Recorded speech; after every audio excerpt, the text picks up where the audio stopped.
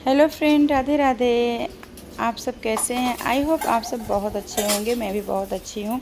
तो आज का ब्लॉग जो है हम यहाँ पे पूजा करने से स्टार्ट करेंगे। तो यहाँ पे हम सारे घर के काम जो हैं काम करके समाप्त कर डाले हैं, जैसे झाड़ू पोछा खाना पीना टिफ़िन सारे हमने यहाँ पर कर लिए हैं। अब इसके बाद हम पूजा की तैयारी कर रहे हैं। तो पूजा की तैयारी यहाँ सबसे पहले हम जितने भी बर्तन होते हैं उन सबको अच्छे से क्लीन कर लेंगे। पीताम्बरी से करते हैं तो यहाँ पे हम सारे बर्तन को क्लीन कर लेंगे।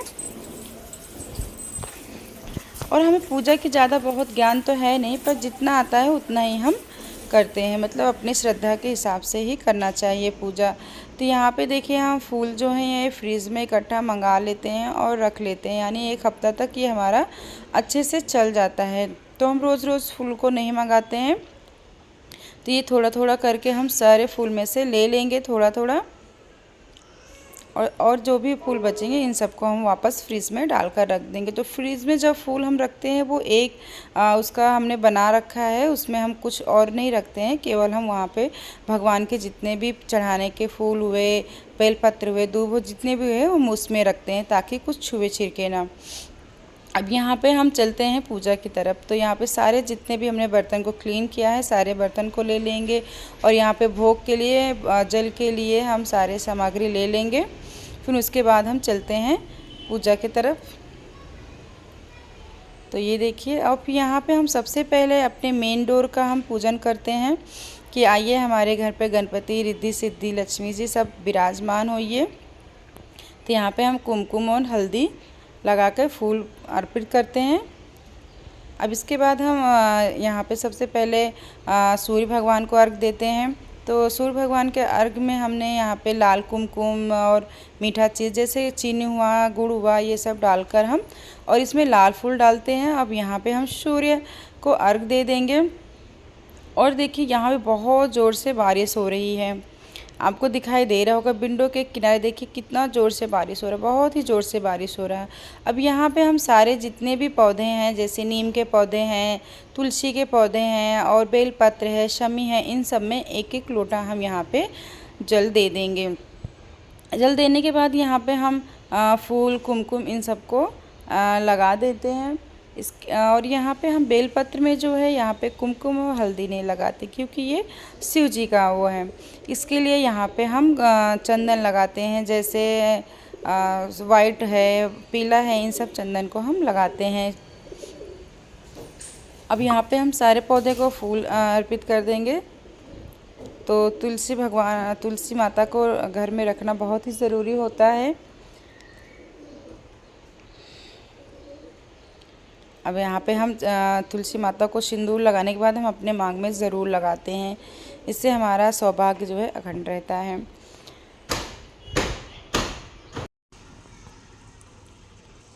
अब इसके बाद यहाँ पे जो भी हम पूजा के लिए लेके आए हैं तो उसे हम एक साइड लगा लेंगे, और इसी में हम भगवान का स्नान कराते हैं।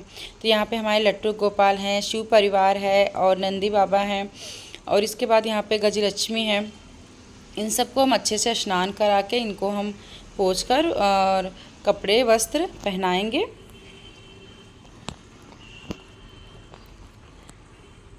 जब से हमने लट्टू गोपाल लगाया तब से इनसे इतना लगाव हो जाता है कि जैसे इनकी सेवा एक बच्चे जैसे करते हैं वैसे ही करते हैं।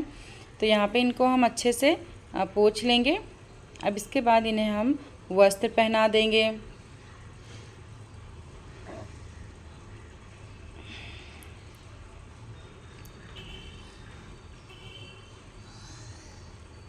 अब पूजा करने से क्या होता है, हमारी जो मन को होती है ना बहुत शांति मिलती है। तो यहाँ पे जो हम स्नान करते हैं उस जल को हम यहाँ पे पौधों में डाल देते हैं। तो ये इसमें जैसे शिव जी सब लोग को स्नान कराए हैं तो हम इसे तुलसी में नहीं डालते। जैसे हम केवल कान्हा जी को नहलाते हैं तो उसे हम तुलसी में डाल देते हैं, तो इसे हम कोई अन्य पौधे में डालना चाहिए। अब यहाँ पे हम कान्हा जी का वस्त्र पहना देंगे, क्योंकि कान्हा जी को सजना संवरना बहुत ही अच्छा लगता है। इसके लिए हम यहाँ पे कान्हा जी को सजा देंगे।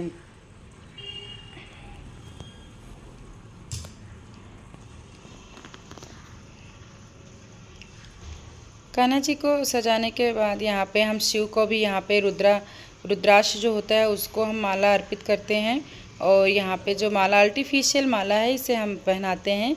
इसको देखने में क्या अच्छा भी लगता है, और मतलब जब भगवान अच्छे सजे संवरे रहते तो मन की शांति बहुत मिलती है देखकर इनको। अब यहाँ पे हम बाँसुरी वाँसुरी सब दे देते हैं कान्हा जी को, क्योंकि बाँसुरी कान्हा जी को बहुत ही ज़्यादा प्रिय है।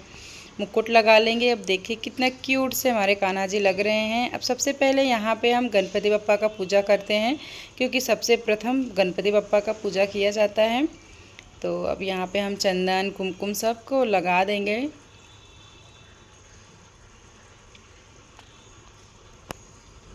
इसके बाद फूल चंदन जो भी है आपके पास आप इन्हें अर्पित कर दीजिए। और जो भी है हम आखिरी में पूजा करने के बाद क्षमा याचना ज़रूर मांगना चाहिए। इससे क्या होता है हमसे, क्योंकि हमें सब चीज़ की ज्ञान तो होती नहीं रहे, इसके लिए हमें भगवान से आखिरी में क्षमा याचना ज़रूर मांग लेनी चाहिए। तो यहाँ पे हम पुष्प सबको अर्पित कर देंगे।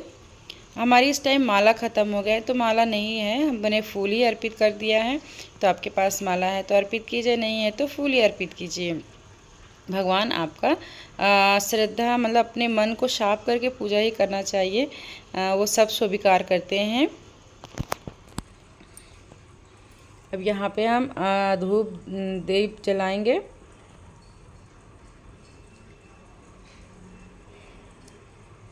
तो ये जो हमने मतलब ये जो लाए हैं स्टैंड जो लकड़ी का, ये मैं ऑनलाइन मीशो से मंगाई थी।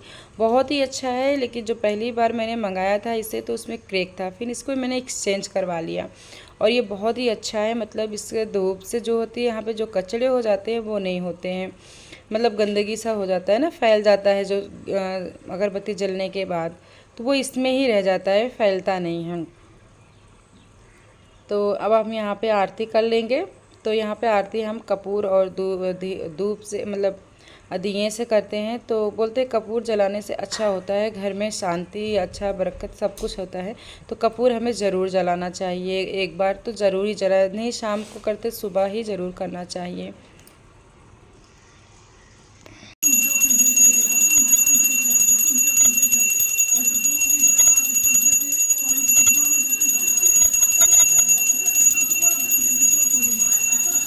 यहाँ पे हम सारे पौधों पे हम दिया बत्ती कर लेंगे, क्योंकि सामने हमारी जीवदानी माता दिखती हैं, तो हम उनकी भी आरती करते हैं साथ में।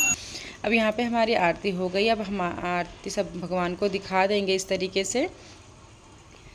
इसके बाद हमें आरती को शीतल करना चाहिए, फिर उसके बाद हमें अपने हाथ को धोना चाहिए, ऐसा हमारे पंडित जी बोलते हैं। अब यहाँ पे हम अपने क्षमा याचना जो भी है मांग लेंगे, भगवान से प्रार्थना कर लेंगे।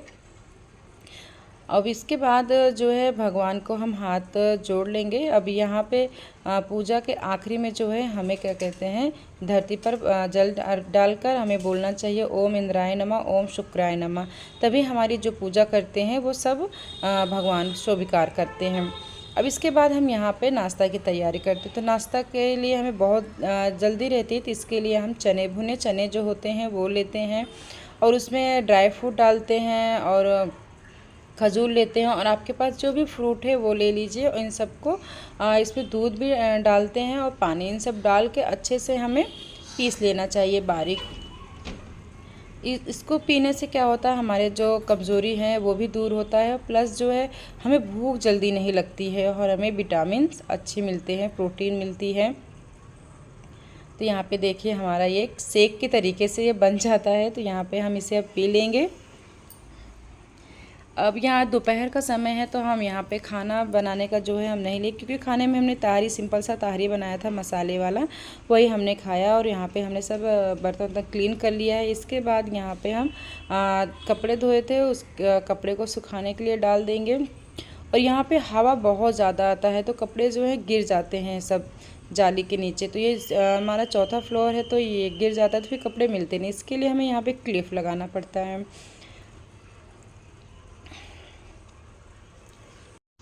अब देखिए सुबह इतना साफ़ सफाई करने के बाद हमारे बेटे ने पूरे घर पर खिलौने फैला रखा। अब इसकी भी क्लीन करना पड़ेगा। आप लोग के घर पे भी ऐसा होता है। चलिए अब यहीं से हम अपना ब्लॉग एंड करते हैं। Thank you.